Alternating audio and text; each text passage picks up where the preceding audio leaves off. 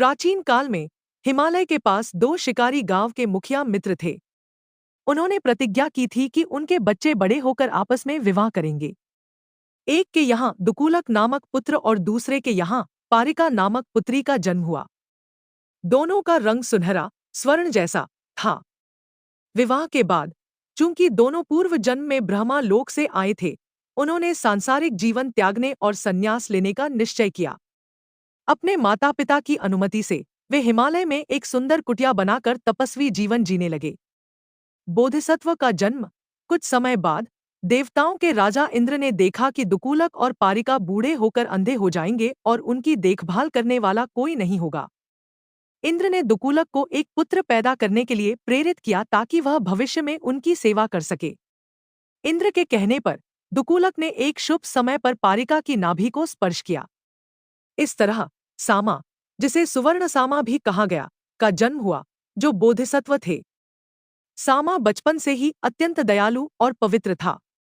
वह जंगल के पशु पक्षियों के बीच सहजता से रहता था। माता पिता का अंधा होना। जब सामा बड़ा हुआ तो एक दिन उसके माता पिता जंगल से फलमूल इकट्ठा करके लौट रहे थे। वे एक दीमक की बाम्बी के पास एक पेड़ के नीचे रुके। अचानक मूसलाधार वर्षा होने लगी। उनके शरीर से टपकते पानी ने बाम्बी में रहने वाले एक जहरीले सांप को क्रोधित कर दिया। सांप के विषैले श्वास या विषैले धुएं के कारण दुकूलक और पारिका दोनों अंधे हो गए। उस दिन से सामा ने अपने माता पिता की सेवा को ही अपने जीवन का एकमात्र कर्तव्य बना लिया।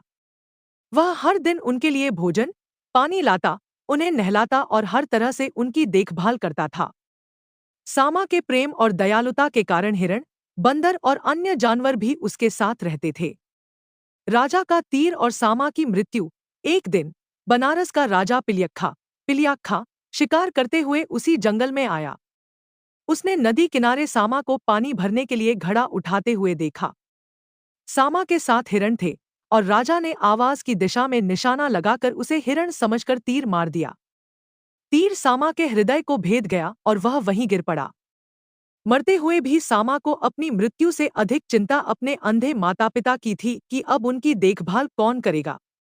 राजा जब पास आया और सामा की कराह सुनकर उसे एक तेजस्वी युवा तपस्वी के रूप में देखा तो वह अपने कृत्य पर बहुत पश्चाताप करने लगा। सामा ने राजा को अपने अंधे माता पिता के बारे में बताया और दम तोड़ दिया। सत्य की शक्ति और पुनर्जीवन।